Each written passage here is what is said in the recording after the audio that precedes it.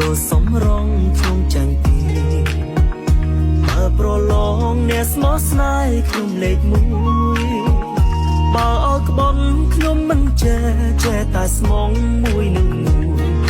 រាល់ថ្ងៃព្រួយខ្លាចបេះដូងខ្លែងខ្លាយ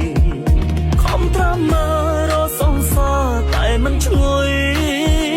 ខំតង់លុយបញ្ចូលការមិនហ៊ានចាយតែសំបីអ្នកលេងសើចក៏មិនឃើញមានចំហាយដល់ជុំអានឹងកាយគ្មានអ្នកអោ